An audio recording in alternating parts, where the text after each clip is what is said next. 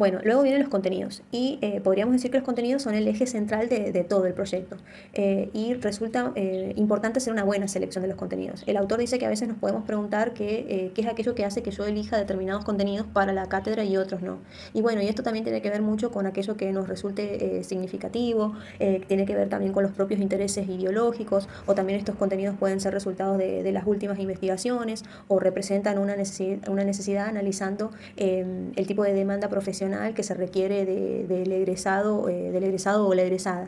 También nos dice que podemos distinguir, según César Kuhl, 3 tipos de contenidos, que son los contenidos conceptuales, que tienen que ver con el aprendizaje de datos, conceptos, hechos, los contenidos procedimentales, que son aquellos que se refieren a un conjunto de acciones ordenadas y sistemáticas, organizadas para la consecución de una meta, y los contenidos actitudinales, que tienen que ver con el aprendizaje de actitudes.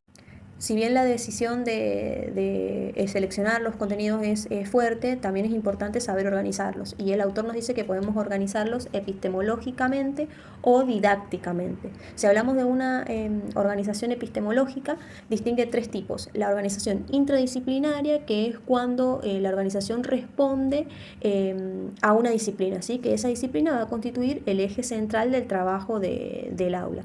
Después tenemos la multidisciplinaria, donde se van a vincular 2 o más disciplinas sin que ninguna de ellas pierda su identidad específica.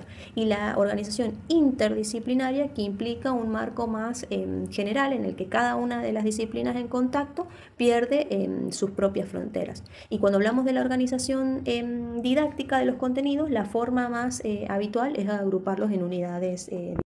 Una vez que se los ha organizado a los contenidos, se los debe secuenciar, y el autor distingue 2 tipos de secuencias: las secuencias lineales y las secuencias complejas. Dentro de las secuencias lineales encontramos la secuencia lineal homogénea y equidistante, que es donde a todos los contenidos se les da la misma importancia y el mismo tiempo de aprendizaje. Después tenemos la secuencia lineal homogénea y no equidistante, donde si bien a todos los contenidos se les da la misma importancia, el tiempo de desarrollo va a ser distinto.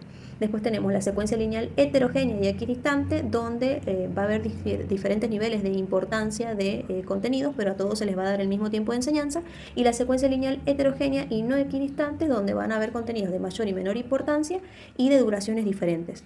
Después tenemos las secuencias complejas, la secuencia compleja con retroactividad, donde se van a ir haciendo saltos de contenidos hacia adelante o hacia atrás en función de ir aclarando contenidos que se están desarrollando en una unidad y que van a servir para la aplicación de otra que se va a desarrollar más adelante.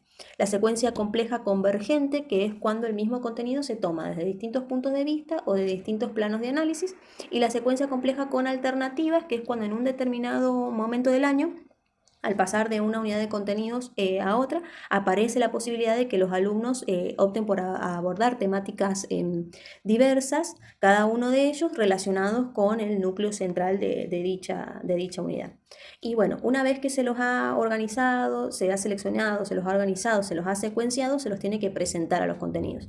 Y la presentación puede ser de visión sintética o analítica. Cuando hablamos de la visión sintética, tiene que ver con la representación gráfica de estos contenidos, al estilo de mapas, de redes conceptuales, de cuadros sinópticos, donde se puede ir mostrando la relación que hay entre cada uno de estos contenidos. Y en la visión analítica, los contenidos se presentan agrupados en unidades y se van desgregando temas y subtemas. Luego viene el marco metodológico, que bueno, el marco metodológico vendrían a ser las actividades secuenciadas, las actividades que se van a proponer en la clase, el cronograma, que ahí es muy importante que en el cronograma aparezcan organizadas todas las fechas en las que se va a revisar cada unidad, las fechas de los trabajos prácticos, de las evaluaciones parciales. Luego vendría lo que es la evaluación, que en este apartado el autor dice que no solo hay que evaluar el aprendizaje, sino también evaluar la propia enseñanza, la propia práctica.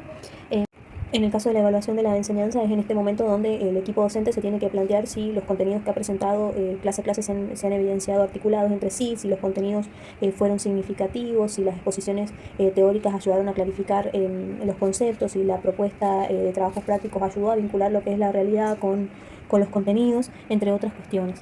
Y bueno, y en respecto a la evaluación de los aprendizajes, aquí es muy importante que, bueno, que las fechas aparezcan en los cronogramas, que sea claro el formato de evaluación que se va a tomar, si va a ser individual, si va a ser grupal, si va a ser virtual, si va a ser presencial. También es importante que se aclare cuál va a ser la nota de aprobación, si va a haber posibilidad de recuperación, si va a existir algún sistema de promoción en caso de que haya o no un examen final, cómo va a ser el formato de ese examen final y cuáles van a ser los criterios de acreditación. Luego de la evaluación vendría la bibliografía, que es allí donde se aclara cuál va a ser la bibliografía obligatoria para este proyecto y la bibliografía de consulta. Y acá es muy importante que se tengan en cuenta algunas normas básicas para poder citar la bibliografía.